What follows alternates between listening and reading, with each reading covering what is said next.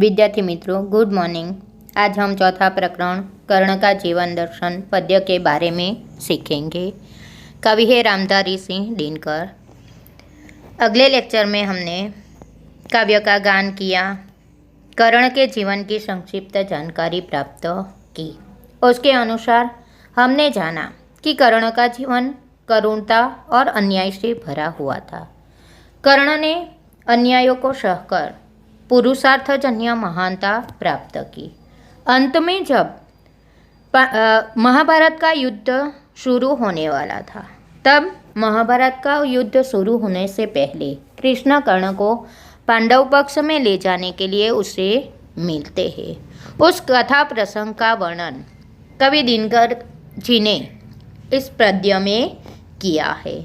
पद्य का प्रकार है खंड काव्यांश। जब कृष्ण कर्ण से पांडव पक्ष में ले जाने के लिए आते हैं, उसे तरह तरह का प्रलोभन देते हैं।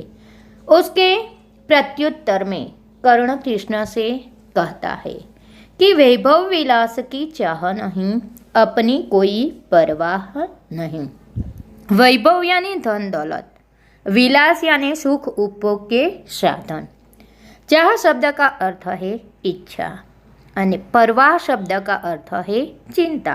कर्ण कृष्ण से कहता है कि हे कृष्ण, मुझे धन संपत्ति सुख उपभोग के साधन की कोई चिंता नहीं है, कोई इच्छा नहीं है, मुझे अपनी भी कोई परवाह नहीं है।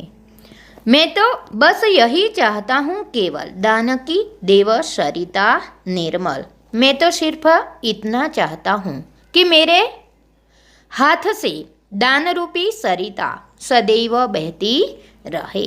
करतल शब्द का अर्थ है हथेली, हाथ। निर्धन शब्द का अर्थ गरीब।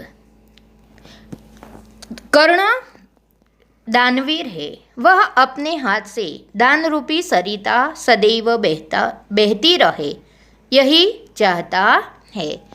वह चाहता है कि अपने दान से वह गरीबों का भला करता रहे। तुच्छ है राज्य क्या है केशव, पाता क्या नर कर प्राप्त विभव। चिंता प्रभुत अति अल्पहास, कुछ चाकचिक्य कुछ क्षण विलास। तुच्छ है राज्य, तुच्छ यानी मामूली। केशव यानी कृष्ण भगवान। कर्ण कृष्ण से कहता है कि हे कृष्ण, मुझे राज सिंहासन की कोई आवश्यकता नहीं है, मैं दानी पुरुष हूँ, मेरे लिए राज्य तुच्छ है। यह धन संपत्ति पाकर, विभव शब्द का अर्थ है वैभव। वैभव से मनुष्य क्या प्राप्त करता है, ऐसा प्रश्न बार बार पूछा गया है। नर शब्द का अर्थ मनुष्य। वैभव से मनुष्य क्या प्राप्त करता है, तो सेकंड लाइन में उनका आंसर है चिंता प्रभुत। प्रभुत शब्द का समानार्थी है अधिक। अति वत्ता अल्प, अत्यल्प, यहाँ जो संधि है वह भी बार बार पूछी गई है। अति वत्ता अल्प, अत्यल्प। हास शब्द का अर्थ है हास्य, खुशी। चाकचिक्य यानी चमक दमक। कर्ण कहता है कि विभव से मनुष्य को अधिक चिंता मिलती है, बहुत कम हास्य मिलता है, कुछ क्षण के लिए चमक दमक दिखाने का अवसर प्राप्त होता है, पर वह भी यही गंवाना है, कुछ साथ नहीं ले जाना है। कर्ण कृष्ण से कहता है कि मनुष्य जो कुछ भी प्राप्त करता है, उसका संग्रह करता है, वह यहीं का यहीं रह जाता है, वह साथ नहीं ले जा सकता। दानी पुरुष है, वह धन संपत्ति का संग्रह नहीं करता, वह दान करके पुण्य प्राप्त करता है। जो पुण्य प्राप्त करते हैं वही पुण्य अपने साथ आता है। इसीलिए मैं यह धन संपत्ति राज सिंहासन को पाकर क्या करूं, मुझे उसकी कोई आवश्यकता नहीं है। मुझसे मनुष्य जो होते हैं कंचन का भार न ढोते हैं, पाते हैं धन बिखराने को, लाते हैं रतन लुटाने को। जग से न कभी कुछ लेते हैं, दान ही हृदय का देते हैं। कर्ण कृष्ण से कहते हैं कि हे कृष्ण, मैं दानी पुरुष हूँ, मुझे धन संपत्ति के संग्रह करने की कोई आवश्यकता नहीं है। मेरे जैसा दानी पुरुष जो होता है वह कंचन शब्द का समानार्थी सोना, हेम, कनक, सोने का भार नहीं उठाते, यानी मुझे सोने की कोई आवश्यकता नहीं है। मेरे जैसा दानी पुरुष धन संपत्ति का उपयोग अन्य की भलाई के लिए करते हैं। बिखराना यानी बांटना। लाते हैं रतन लुटाने को, लुटाना यानी भी बांटना। मेरे जैसा दानी पुरुष जो होता है वह कभी धन संपत्ति का उपयोग संग्रह नहीं करता। मैं तो अपनी धन संपत्ति लोगों में बांटने के लिए प्राप्त करता हूँ। मैं जगत से कुछ लेना नहीं चाहता। मैं तो सिर्फ अपने दान से लोगों पर दया करता हूँ, उसका उद्धार करना चाहता हूँ। मुझे धन संपत्ति की कोई आवश्यकता नहीं है। प्रासादों के कनकाभ शिखर होते कबूतरों के ही घर।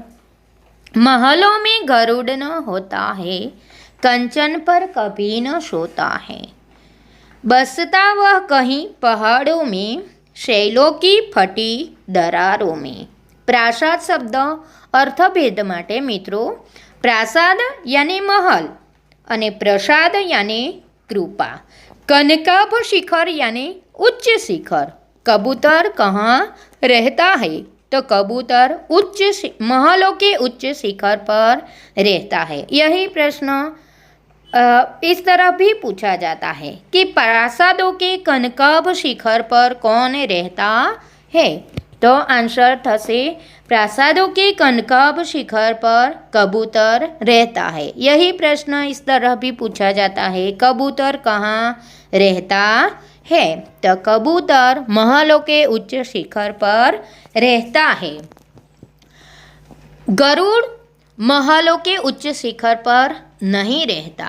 वह तो उसका घर खुला आसमान होता है। खुले आसमान में झंझावाती पवन का सामना करता हुआ गरुड़ आकाश में उड़ता रहता है। उसे सोने की आवश्यकता नहीं है, उसे सोने की सेज नहीं चाहिए। कर्ण अपने आप को गरुड़ के समान बताता है। वह चाहता है कि अपने जीवन में आने वाले झंझावात को, कठिनाइयों को दूर करते हुए वह अपने जीवन में आगे बढ़े।